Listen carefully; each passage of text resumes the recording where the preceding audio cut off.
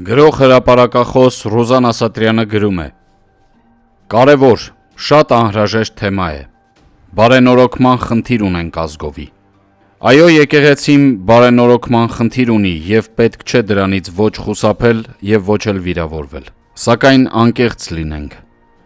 Բարենորոգման կարիք ունի ողջ հայ ազգը, ժողովուրդը։ Այո, բազում թերություններ կան, և փաստ է, որ մենք պատճառները վերացնելու փոխարեն հետևանքներով զբաղվող հայերս երբեք սկզբունքորեն ու հետևողականորեն չենք վերացրել ու դատապարտել հասարակության ներսում կատարվող բարոյական արժեզրկումները,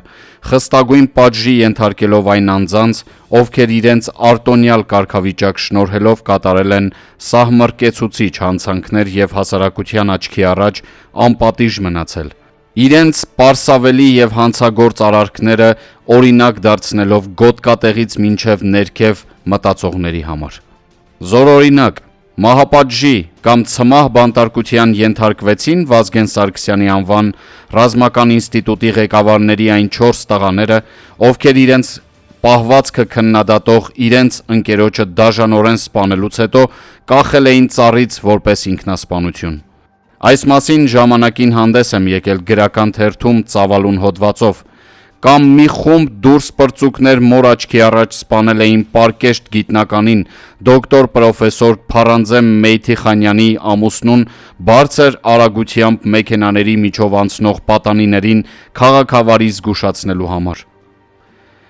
Մեյթիխանյանը վշտից ինքն էլ մահացավ։ Ցավոք, մահից առաջ բառագիտական գրքերի հեղինակ գիտնականը սիրտը բաց արեց ինձ մոտ ասելով, որ էլ չի կարողանում պայքարել։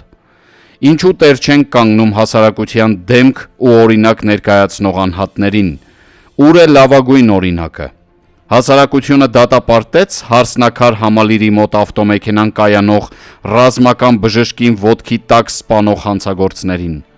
Բժիշկ ու գիտնական սպանող սերունդը հայրենիք կարող է պահել։ Ոչ,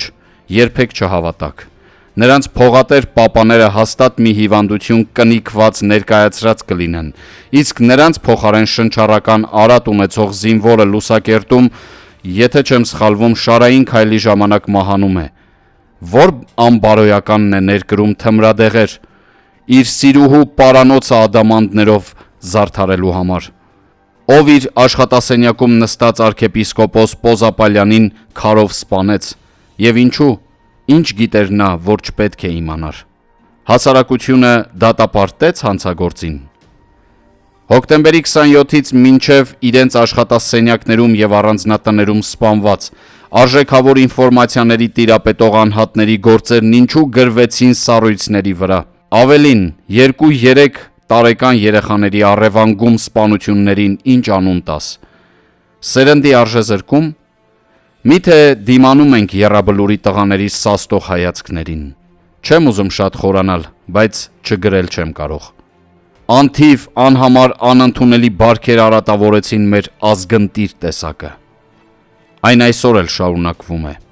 Ոչ բոլորն են խրված այս աղբի մեջ, և մենք այդ փոքրաթիվ քանակի վրա հույսներս դրած դեռ սպասում ենք ազգամաքրման գործընթացի։